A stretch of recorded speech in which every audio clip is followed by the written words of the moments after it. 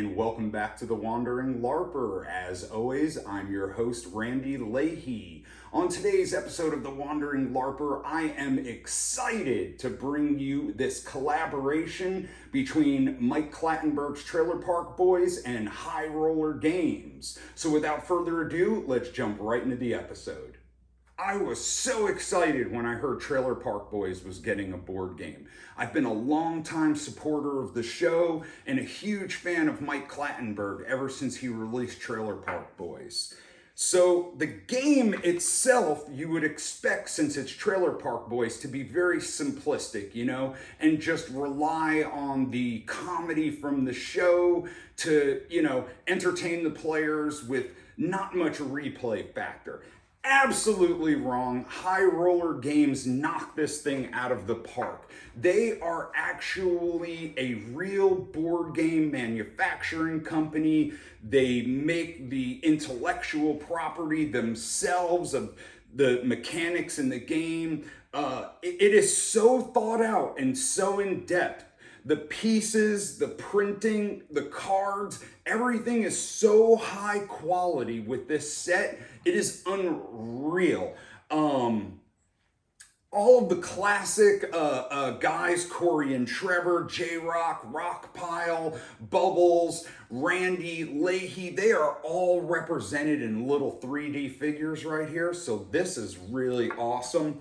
All of the card and artwork is all printed high resolution on really thick cards. So you can tell just printing and producing this board game took a lot of money. So don't expect that this is going to be a cheap board game, but it is something that you will want this holiday season. And if I were you, just like Ricky says, I'd ask the big guy for it. So let's dive right into some of the mechanics and the figures and some of the pieces that come with the game. As you see, all of the iconic characters, Corey and Trevor, Bubbles, Ricky, Julian, Ray, they're all represented in these awesome 3D printed out figurines, and these are really cool. They bring the game to life. Each of the characters actually have their own special ability. So somebody like Bubbles, if you look at the board and you see the town and the mall, if Bubbles were to land in the town and the mall, you would get an extra $1,000 just because it's assumed that Bubbles would be stealing the shopping carts. Somebody like Jacob, his special ability would be extra money whenever you sell your dope when you land on the Swayze Express. So somebody like Bubbles is better for early on in the game. Somebody like Jacob is better for later on in the game. The level of thought put into this game and the pieces and the mechanics are awesome. High Roller Games was not going to do something campy and stupid like a Monopoly version of Trailer Park Boys. High Roller makes real board games. They design the mechanics. They design everything. They're awesome at what they can do. And they spared no expense on the Trailer Park Boys board game. You can earn different abilities and things in the game, such as wrestling trophies and diplomas. You can get your grade 10, your grade 11, and your grade 12. There's only one grade 12 in the game, so whoever gets that first, they have it for the game. Same thing with wrestling trophies. Whoever gets the gold trophy, there's only one of them, so you're the wrestling champion. To earn these, you have to lose turns by going to school, lose turns going into jail to get the wrestling trophies. And these help you out later in the game because they give you more of a buff with abilities called Wrestle and Con, which add +1 onto your dice roll when interacting with the game. So the biggest mode of play in the game is landing on a blank space and drawing a card. The cards are extremely fun. They give you a lot of cards and they're very thought out. Onto the Trailer Park Boys Freedom 35 season. So let me go over the 3 types of cards. There's action cards, there's negative cards, And then there are asset cards that you get in this game. So some of the negative cards would be Leahy on the move, which is Leahy after you. Cops, this is bad because you have grow trailers and scams on the board, and you can lose everything if the cops bust you. Cyrus, Terry, and Dennis, this would be a bad card because they would be coming to interrupt your hash driveway or one of your scams or operations. The next mode of card in the game is the action card. So things that happen.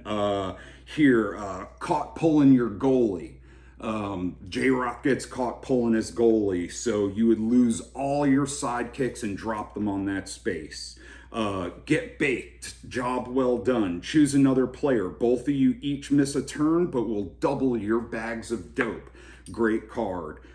Get evicted, lose one grow trailer, remove ID token. Now, a big premise of the game is setting up grow trailers and scams. This is what's going to pay you redundantly. Every time you set up a scam that somebody lands on, you get $500. Every round that you have a grow trailer going, you get a bag of dope. That's why they supply you with these rings. Whenever you have a grow trailer, you put on one of these green rings and it reminds you at the beginning of the turn to collect your bag of dope. All of the assets of the game are fizz-repped beautifully. Every card is thick matte with a great resolution, and you can tell they didn't spare any expense on the printing, with the money, with the bags of dope, with the trophies or the diplomas of the board itself. It's such a treat to play this game. The overall objective of the game is to set up enough grow trailers and scams where you raise enough capital to get to the next level in the game. The next level in the game has the Swayze Express, the Grow Fort, and Barb's. Now, the overall objective of the game is to win the trailer park. That requires you to have $50,000 in cash, land on Barb's space, and just have enough wrestling and con and other attributes to take the game down. And if you have that $50,000 ready to go, you own the park. The other mode of winning is to become the trailer park supervisor, and at that point you can chase other players around in the game and make all the rules, which is fun as well. As a longtime fan of the show and High Roller games, I really recommend getting the Trailer Park Boys board game. I had a lot of time to play this in depth. I had a lot of friends over and played it with them. They all agreed it is fun. If you are a fan of the show, it's going to be even more fun. If you're watching the show while playing this, eating chicken fingers, the good kind, you're going to have even more fun. So get your bags of dope, your bottles of liquor, smokes let's go, chips jalapeno flavored, and break out some Trailer Park Boys. The Wandering Larper highly recommends it. Until the next review, keep having fun.